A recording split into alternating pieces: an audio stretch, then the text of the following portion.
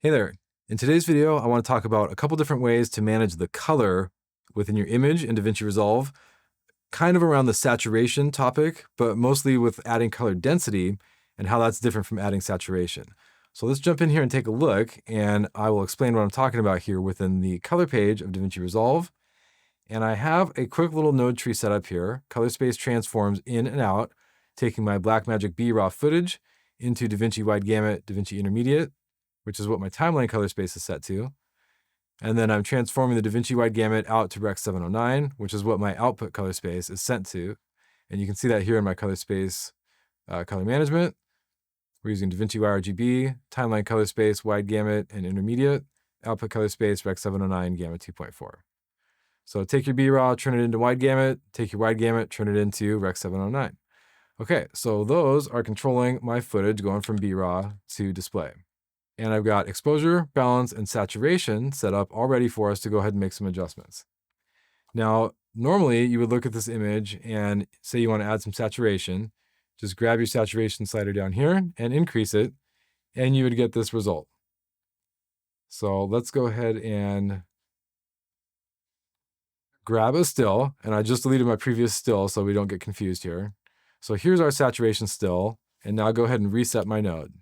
Right-click, reset node grid. Now, if you right-click this node, you can change your color space to HSV. And if you right-click it again, you can change your channels to 1 and 3, or rather uncheck those channels so that only channel 2 remains checked. Now we have HSV channel 2, so we're only affecting saturation on this node, and we can raise our gain or our gamma to increase that.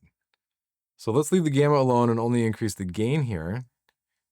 Now we've got a result.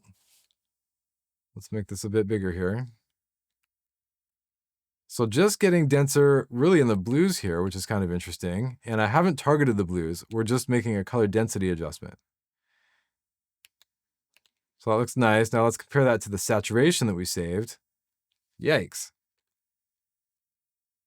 So the saturation is way overkill, but the density is nice. And the regular image didn't realize it was so flat.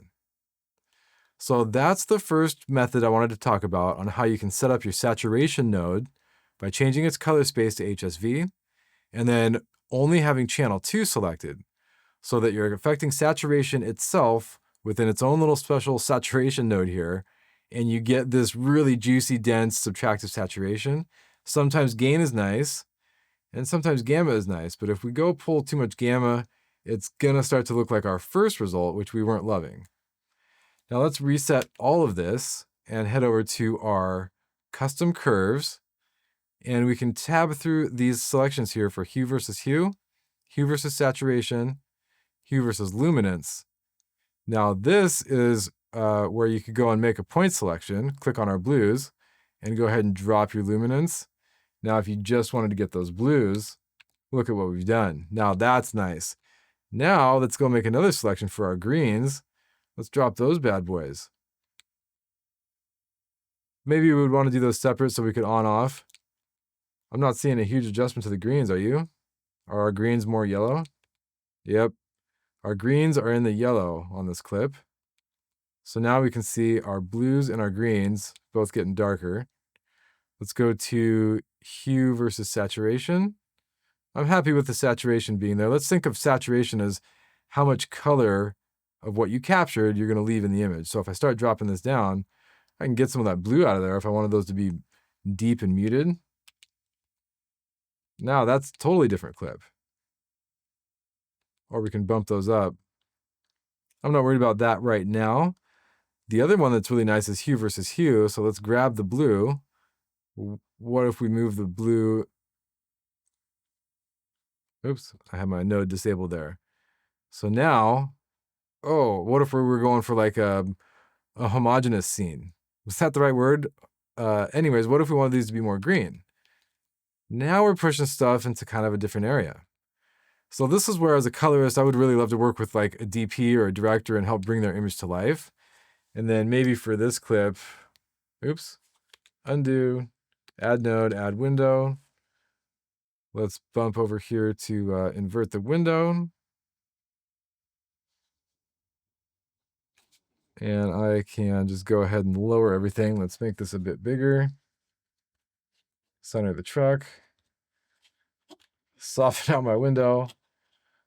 And widen it up. Now let's check this out. Okay, now we're getting a little depth, and maybe within this vignette, despite darkening it, we can kind of decrease our contrast, bring back some of that shadow detail.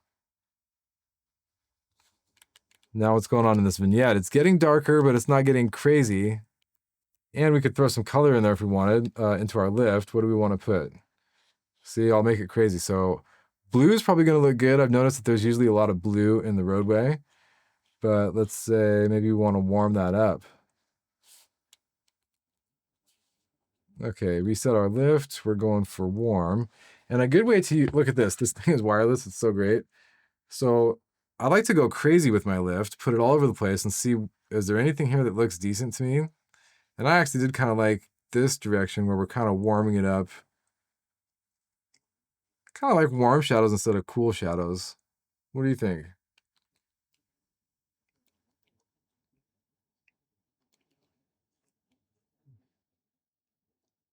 Reset our lift. Let's just do a little bit of cool on the contrary. That might work. No, that doesn't work. I'm going to go back to the warm side. There we go. So we're getting a little bit of a warmth on the vignette. Overall, I like that softening. We're helping the truck to pop. And look what we've already done with a couple nodes, using some selective saturation.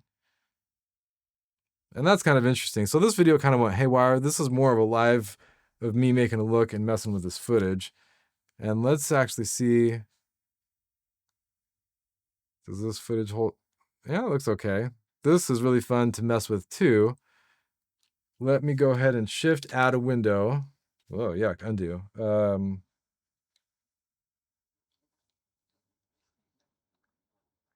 Oh, yeah. Here we go. Let's click on the node where I've already got my window. Let's shift add node. And now I just added myself a nice parallel node there.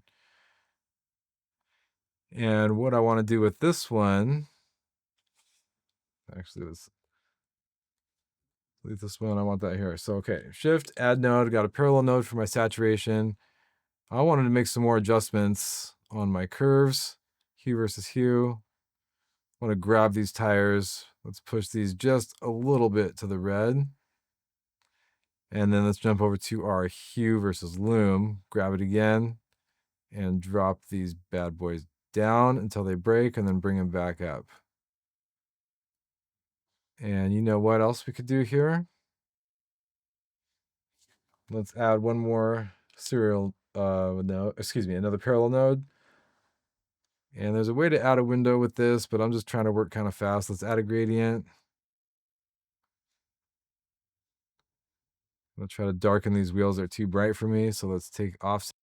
Okay, and let's go ahead and look at this. Yeah, that's looking a little better. That was just way too bright up top, really distracting. And let's see if that bugs me, if we can just leave it there. Yeah, I'm fine leaving that there for the whole clip. I'm going to run back to my exposure node. This whole thing for me feels like, what am I going to say? Bring down this gain, like a nice juicy gamma, and my lift is just too, that looking a little better, a little softer. I'm going to add another parallel node here, add a window. Let's stretch this thing out just so we're kind of getting in the middle, and I'm going to increase midtone detail just a little bit. Let's sharpen that up.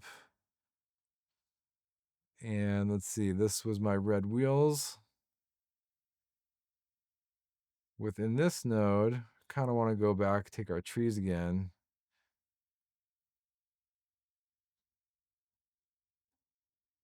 Okay, make sure you want to right click these three dots here, this ellipsis, histograms. You want to make sure they're on the output. If you put them on the input, you're not going to be able to see your changes, that any effects that you're having.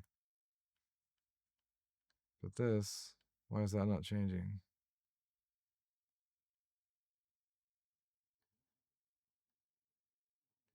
Oh, hue versus, I need to be in hue versus sat. My goodness.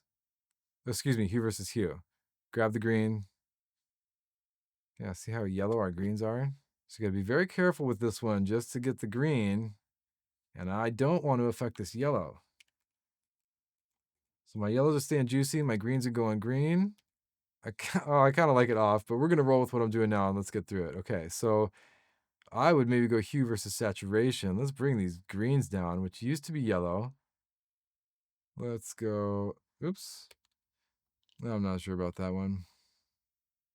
Anyways, I think we're kind of getting the point here, and I don't have a story that goes with this clip, so I'm not going to spend a bunch of time trying to figure out what is up with this clip. But I was kind of thinking basically that this truck here was too dark. And one of the ways I might adjust that if I did like everything else is go to my color space transform out. Let's add another node, go into our offset, and just raise the offset afterwards. Okay, so then I would bring that image kind of up into a realm of something a little bit more watchable and bright. This still looks pretty dark. Anyways, okay, so that's a really long tangent on how to change some of your saturation methods. And I'll get more organized and do a better video on this, but I have something coming up. You guys, I'm going to be doing a UFO movie that I'm getting ready for, shooting some of that stuff tomorrow. So if this video was a little scattered on saturation, kind of building up a look here, that's why I'm kind of thinking about that. So let's actually look at what we've done. Here's our starting point, and now here's what we came up with. I actually kind of like this. Let's just select all of our nodes here besides our color space transforms so we can see what we started with.